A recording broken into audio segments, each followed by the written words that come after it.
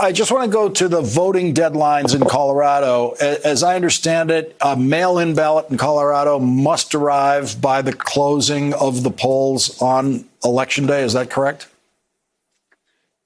Yeah, and we're all vote by mail balloting system. So we put this in place about 6 years. We had the second highest turnout in 2018. We saved $6 per voter.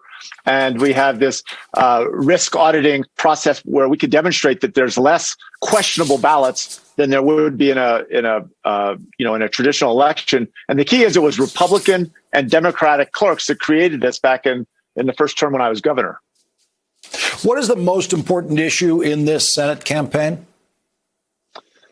I think, like everywhere, it's the pandemic and healthcare, and certainly the negligence and the incompetence that the White House responded to COVID-19. And now we know that the president knew about the risk and the dangers, and he still didn't warn anyone. Actually, that clip on the ad that you showed at the beginning of the show, that was a rally in Colorado Springs 3 weeks after the senators had that meeting to get briefed on the risks of COVID-19. And there were thousands of people, President Trump and Cory Gardner, and Trump and Gardner didn't warn any Coloradans about the risk of being there without face masks, without protection.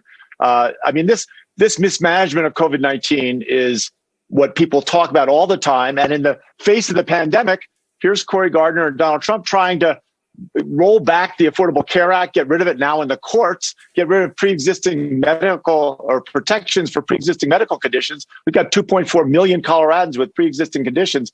I mean, people don't like that two-faced. Cory Gardner said he'd be an independent voice for Colorado. He goes to Washington and he's a completely different person. What has been, you think, the essence of what's given Joe Biden this big lead that he has in the polls in Colorado, so much bigger than 4 years ago for Hillary Clinton? Yeah, I think that there's a real frustration, not just in Colorado, but throughout the Mountain West, that the Republicans haven't demonstrated they know how to run anything. And COVID-19 is the largest glaring example, but it's in everything. It's, protecting our clean air and clean water, making sure that more people get healthcare coverage, finding savings in our savings from these incredible increasing costs in healthcare. None of that's getting resolved. They're just kicking the can down the road and giving big tax breaks away to, wealthy people and large corporations.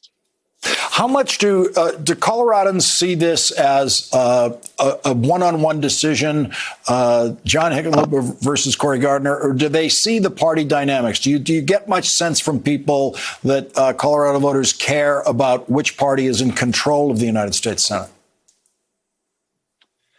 I think that there's a lot of people that do care, but Coloradans are an independent sort, so that they're going to vote for the right person.